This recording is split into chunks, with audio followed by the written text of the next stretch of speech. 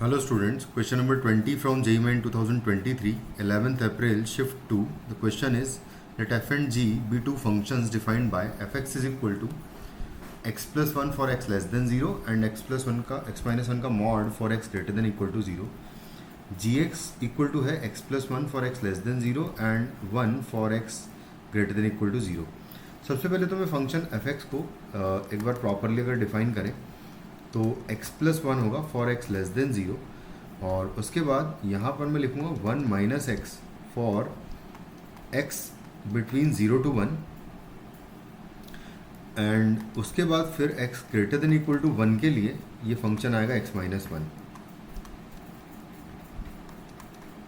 कुछ इस तरीके से आ जाएगा हमारे पास फंक्शन. अब मुझे g of f x function निकालना है. सबसे पहले तो मैं इन दोनों फंक्शंस को लिख लेता हूँ उधर. तो f ऑफ x फंक्शन है मेरे पास x plus 1 for x less than equal to 0, basically less than 0, और 1 minus x and x minus 1 है, ये है for x 0 to 1 and x greater than equal to 1 के लिए ये फंक्शन है. उसके बाद g ऑफ x फंक्शन भी लिख लेता हूँ मैं. तो g ऑफ x है x प्लस 1 एंड 1 है. This is for x less than 0 and this is for x greater than equal to 0. ठीक है. तो अब मुझे जो फंक्शन निकालना है बेसिकली उसके लिए मुझे fx का फंक्शन ड्रॉ करना पड़ेगा. तो उसको ड्रॉ कर लेते हैं एक बार.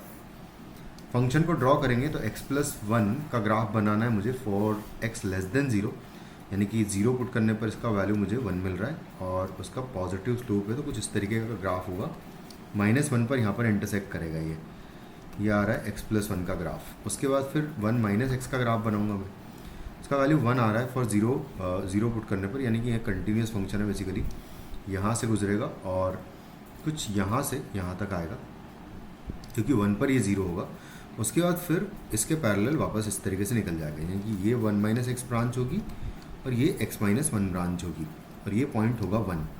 कुछ इस तरीके से ये डिफाइंड होगा. अब मैं g of f x function निकालना चाहता हूँ. तो g of f x function is equal to होगा एफ एक्स फंक्शन में मैं जी एक्स फंक्शन में मैं एफ एक्स एज इनपुट दे दूंगा. तो f x plus 1 for f x less than 0, इस तरीके से करेंगे. और दूसरा यहाँ पर आएगा 1 for f x greater than equal to 0. अब मुझे कौन सी ब्रांच लेनी है वो डिपेंड करेगी. लेस देन 0 वाला जो पोर्शन है एफ एक्स का वो सिर्फ यहाँ पर है कि -1 से जब छोटा होता है तो x प्लस 1 ब्रांच होती है, तो सिर्फ एक ही पोर्शन आएगा. तो g ऑफ एफ एक्स अगर देखें तो यहाँ से एफ एक्स लेस देन 0 जो है वो -1 से छोटे के लिए है, क्योंकि बिलो एक्स एक्सिस ग्राफ सिर्फ यही वाला है हमारे पास. तो यहाँ से आ जाएगा x लेस देन -1 के लिए, क्योंकि उसी के लिए लिखा हुआ है ये. और उसके लिए फंक्शन एफ एक्स की अगर बात करें तो ये वाली ब्रांच यूज़ करेंगे, यानी कि x प्लस 2 ब्रांच.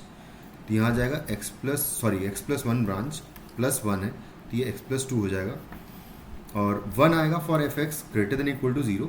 तो अगर f x greater than equal to 0 की बात करें तो ये तो पूरे पोर्शन में आएगा, यानी कि x greater than equal to -1 के लिए आएगा पूरे के लिए. कुछ इस तरह, क्योंकि पूरा ग्राफ बाकी तो पूरा अबव एक्स एक्सिस ही है ना, तो इस तरीके से आ जाएगा. तो ये है हमारा g of f x function.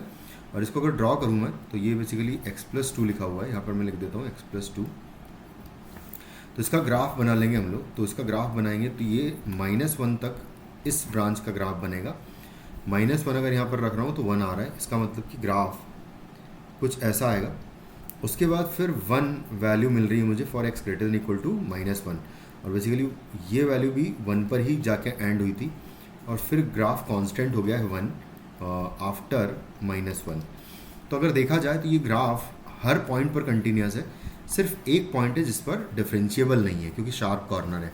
तो जो हमारा आंसर होगा continuous everywhere but not differentiable at exactly 1 point is the answer which is in second option. Thank you.